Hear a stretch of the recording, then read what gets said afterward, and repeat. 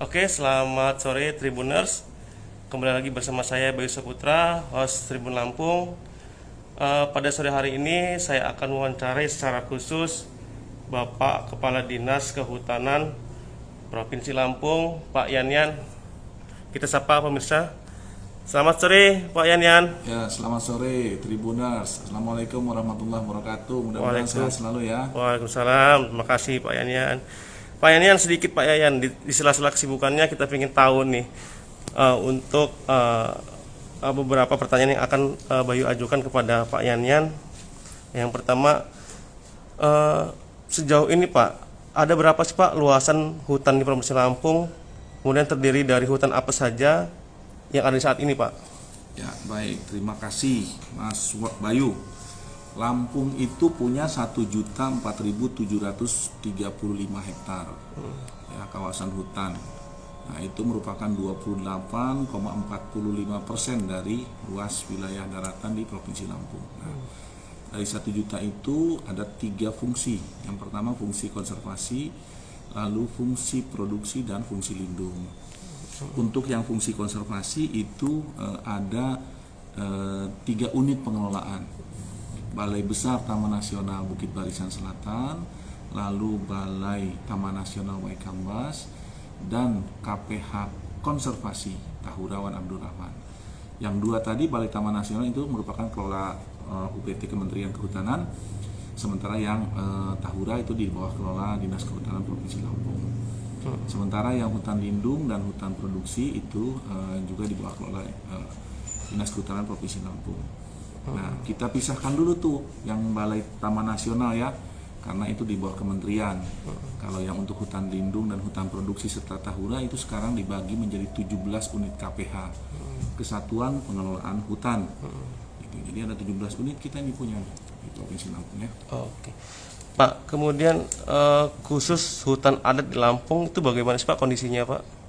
Ya, hingga saat ini hutan adat itu belum ada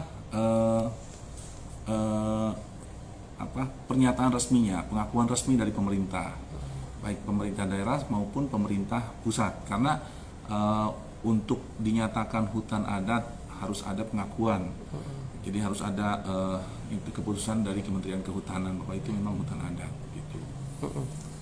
Nah, kemudian Pak, bagaimana sih Pak keterlibatan masyarakat dalam pengelolaan hutan di Lampung nih Pak? Kemudian apa sih Pak skemanya nanti? Baik, begini Tribuners ya dan Mas Bayu, kawasan hutan di Provinsi Lampung ini kita bicara yang di luar Taman Nasional ya, karena di bawah kewenangannya tidak berada di kami. Jadi kita bicara khusus untuk hutan lindung, hutan produksi dan Tahurawan Abdurrahman yang 17 KPH itu. Itu dari rencana pengelolaan hutannya, 17 ini udah punya rencana pengelolaan nih. Ada dibagi menjadi secara umum dibagi menjadi 2 blok. Blok inti atau blok perlindungan, kemudian blok pemanfaatan. Untuk blok inti itu merupakan blok di mana kondisi hutannya masih murni, masih bagus sekali. Itu hanya terdapat 13,56%. Yang memang masih betul-betul hutan. Sementara blok pemanfaatan ada 86,35%. Jadi di dalam blok pemanfaatan itu sudah ada aktivitas manusia di dalamnya. Ya, sudah ada aktivitas manusia di dalamnya sehingga dibuatlah sebagai blok pemanfaatan gitu. Karena sudah ada aktivitas manusia di dalamnya, maka tentu saja kita tidak bisa menafikan keberadaan teman-teman petani yang sudah menggarap saat ini. Jadi pemerintah pusat kemudian membuat sebuah mekanisme pemberdayaan masyarakat dengan memberikan akses legal kepada para petani yang sudah terlanjur menggarap di dalam kawasan hutan. Jadi yang 86% ini kemudian akan dilindungi seluruhnya melalui mekanisme perhutanan sosial. Ya. Jadi ada mekanisme pemberdayaan untuk memberikan perlindungan kepada petani yang sudah terlanjur menggarap di dalam. Kemudian Pak, selanjutnya bagaimana sih Pak dengan hutan lindung di Lampung? Seperti apa nih Pak nanti pengelolaannya sendiri? Nah itu sama juga tadi seperti saya sampaikan, hutan lindung itu sekarang sudah merupakan bagian-bagian dari KPH. Di dalam KPH yang 17 itu ada diantaranya beberapa yang mengelola hutan lindung. baik secara 100% hutan lindung maupun sebagian hutan lindung. Seperti KPH Waitrusan, KPH Tangki Tebak, KPH Waiwaya, KPH Batu Tegi, KPH Petagung Utara, KPH Pematang Lebak, KPH Pesawaran, KPH Gunung Balak, KPH Wai Pisang, KPH Batu Serampok, dan KPH Liwa. Itu kesemuanya memiliki hutan lindung di dalam wilayah pengelolaannya. Jadi di bawah pengelolaan KPH itu kemudian adalah nanti pengelola-pengelola tingkat tapak yang lebih dasar lagi, yaitu para petani. Para petani yang kemudian nanti tadi seperti saya sampaikan akan diberikan perizinan perhutanan sosial. Nah, sejauh ini Pak, seperti apa sih upaya penanggulangan atau menanggulangi illegal logging nih Pak yang saat ini? Ya, illegal logging itu menjadi salah satu gangguan hutan. Ya, ini masih terjadi. Kita pernah mengalami maraknya illegal logging pada masa-masa lalu, ketika jenis-jenis kayu di Provinsi Lampung masih banyak. Tetapi saat ini yang marak terjadi adalah illegal logging kayu sono keling. Walaupun kami tidak menafikan bahwa ada juga kasus-kasus illegal logging yang kayu campuran. Hingga 2021 kami sudah tangani 4 kasus. Kalau dari 2020 itu ada 21 kasus. 21. Jadi kasus-kasus itu ada yang kecil-kecil, ada yang alhamdulillah bisa menangkap pelaku illegal logging hingga ke pembelinya di Surabaya sana. Jadi ada satu kasus yang berhasil kami tangani bersama-sama dengan Balai Gakum, Polres Pesawaran, Polres Pingsewe, dan Dinas Kehutanan. Jadi kami sudah kolaborasi dengan beberapa instansi agar bisa menangani kasus-kasus ini. Mudah-mudahan ke depan dengan kepedulian masyarakat yang semakin meningkat, juga kolaborasi yang semakin erat antara kami dengan kepolisian maupun Balai Gakum, Kementerian Kehutanan, kasus-kasus illegal logging dapat ditekan. Artinya peran masyarakat juga diminta untuk lebih proaktif Pak ya? Tentu saja, kan tadi masyarakat adalah pemanfaat di tingkat tapak. Mereka berada paling dekat dengan kayu itu. Jadi sebetulnya mereka dirugikan. Langsung atau tidak langsung mereka dirugikan dengan aktivitas ilegal ini. Ketika kayu sono kelingnya atau kayu apapun ditebang tanpa sepengetahuan mereka, tanaman budidaya mereka ikut rusak. Mereka rugi dong, gitu kan, ikut rusak. Belum lagi efek berikutnya yang nanti akan muncul dari menurunnya kesuburan tanah akibat dari erosi dan lain-lain. Gitu. Jadi mereka menjadi salah satu ujung tombak, dan hingga saat ini memang itu sudah dilakukan Pak. Jadi teman-teman petani memberikan informasi kepada kami terkait dengan kejadian-kejadian ilegal di sekitar tanah garapannya. Bukan hanya illegal logging, tetapi juga perambahan atau pembukaan baru. Sehingga bisa tidak ada lagi, harapannya ke depannya tidak ada lagi illegal logging ya Pak ya? Semakin sadar masyarakat. Semakin sadar kita semua, sehingga setiap kejadian ilegal kemudian bisa dicegah dan bisa ditangkal, bahkan bisa dituntaskan.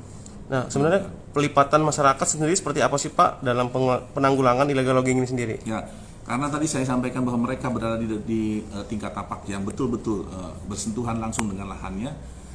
Mereka kami dorong untuk memberikan peran aktifnya, minimal memberikan informasi, kalau bisa mencegah.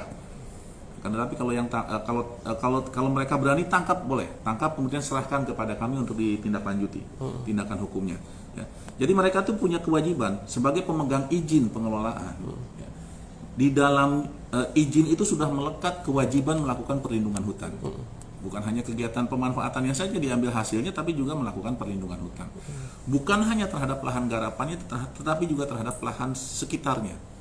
Sehingga nanti manfaat-manfaat dan dampak-dampaknya tidak bisa manfaatnya bisa mereka rasakan, dampaknya dapat dicegah sehingga tidak mereka rasakan itu. Nah Pak, berikutnya Pak, kemarin kan kita sempat ada terkait Healing Forest sih Pak ya. Oh ya. Nah itu bagaimana sih Pak respon dari masyarakat dengan acara tersebut gitu Pak, yang ada di Taman Abdurrahman ya Pak ya? Kemarin acaranya. Iya, bisa diceritakan Pak? Ya. Jadi ini salah satu upaya kami untuk mengalihkan perhatian masyarakat terhadap komoditi-komoditi yang dihasilkan. Jadi sesungguhnya hutan yang masih bagus itu sangat dapat dinikmati oleh siapapun karena kebagusannya. Jadi bentang alam yang indah, udara yang sejuk, oksigen yang berlimpah, air yang bening dan lain-lain itu bisa dinikmati untuk menimbulkan untuk menurunkan stres. Istilahnya healing forest ya, terapi hutan atau hutan untuk penyembuhan. Nah, aktivitas ini sesungguhnya sudah banyak dilakukan di tempat-tempat yang lain dalam jumlah terbatas, karena kita ini masih masa pandemi nih, nggak boleh berkerumun. Jadi ini wisatanya terbatas, pemanfaatan kawasan hutan yang masih baik. Setelah itu nanti bisa dimanfaatkan dan kemudian mereka merasakan adanya pendapatan dari hutan yang masih baik itu, mudah-mudahan petani yang di sana akan terdorong untuk terus memelihara agar hutan itu tetap terjaga baik. Bahkan dia meningkatkan supaya menjadi lebih baik agar pendapatan mereka bisa lebih meningkat. Nah, tapi ini sekali lagi wisatanya wisata terbatas, bukan wisata massal. Karena wisata terbatas tentu akan ada pemantauan yang intensif kepada Pokdarwisnya, kepada para wisatawannya. Ada larangan-larangan karena ini terapi hutan ya. Terapi hutan tentu saja mencari kesegaran, mencari kesehatan di dalam aktivitas-aktivitas yang seperti merokok itu tidak bisa dilakukan ketika kita sedang melakukan kegiatan aktivitas terapi hutan ini gitu. Responnya kemarin cukup baik. Jadi kemarin waktu acara soft launching alhamdulillah cukup menyenangkan. Kegiatannya juga dilakukan dengan cukup baik oleh teman-teman panitia dan Pokdarwis. Menyenangkan, mudah-mudahan ini bisa terus berlanjut dan bisa menjadi sebuah tren baru di Provinsi Lampung di dalam kawasan-kawasan hutan yang masih baik. Sekali lagi merupakan wisata terbatas ya. Nah, kemudian Pak, berkata dengan visi misi dari Pak Gubernur Adelal Junaidi, dari sisi kehutanan seperti apa sih Pak yang harus dilakukan Pak? Tentu saja kami bekerja dari situ. Jadi kami bekerja adalah untuk mencapai 33 janji kerja Pak Gubernur. Salah satunya adalah untuk manfaat lingkungan untuk kesejahteraan masyarakat, salah satu diantaranya. Nah, itu tadi, makanya kita coba untuk mencari alternatif pendapatan yang bisa diperoleh oleh masyarakat dari lingkungan yang kita kelola, tanpa merusaknya, ya. Bahkan harus memperbaikinya.